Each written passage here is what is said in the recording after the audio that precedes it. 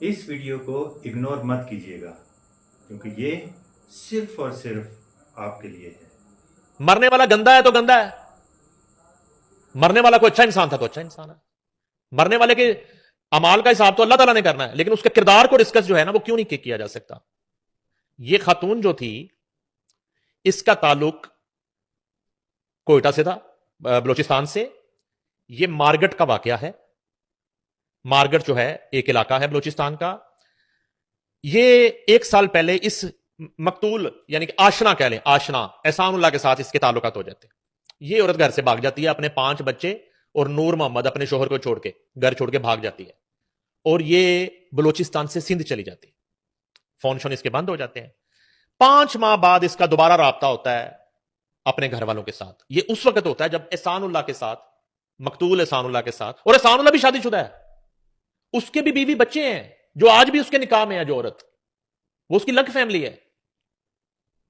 اب احسان اللہ کے ساتھ اس عورت کا کوئی پھڑا ہو جاتا ہے، جھگڑا ہو جاتا ہے، تو یہ سندھ سے رابطہ کرتی ہے اپنے گھر میں کہ میں اسے چھوڑ کے آ رہی ہوں۔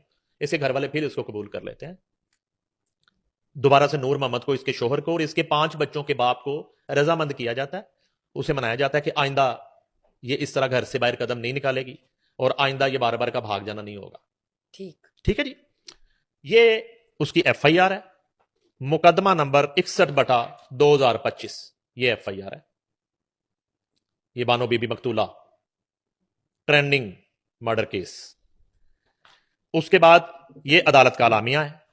عدالت بلوچستان نے ایک نوٹس لیا ہے اس کو سو موٹو نہیں کہیں گے، اور یہ چیف جسٹس جو ہیں بلوچستان ہائی کورٹ جناب جسٹس روزی خان برچ نے پرنٹ و سوشل میڈیا پر شائع شدہ خبر و ویڈیو جس میں مارگٹ ڈگاری کے مقام پر پسند کی شادی ابلیغ نکاح، اس میں بھی یہ لکھا ہے، کرنے پر ایک جوڑے کو فائرنگ کر کے قتل کرنے کے واقعے کا ذکر ہے۔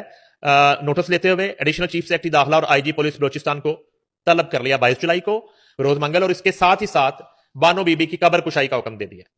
قتل الگ ایشو ہے، قتل تو بالکل ہونا ہی نہیں چاہیے، چاہے کسی کا کوئی بھی جرم ہو۔ قتل کرنا تو بالکل ایک، اور ماورائے عدالت قتل بھی، اور اس طرح کے قتل غیرت کے نام پر قتل جو ہے نا بالکل وہ نہیں ہونے چاہیے۔ مگر کہانی جو ہے اصل میں جو کہا نا، میں نے کہا تھا وہ جو ثنا یوسف ہے کہ وہ کب سے وہ اس کریکٹر کے ساتھ ان کا رابطہ تھا، تو وہ اس کو جج نہیں کر پائی، وہ تو بچی تھی 16-17 سال کی۔ تو میں نے جب بات کی کہ وہ بڑی دیر سے موت کے منہ میں رفتہ رفتہ جا رہی تھی لیکن اس کو پتہ نہیں چلا، یہ کوئی ایک دن کا واقعہ نہیں تھا۔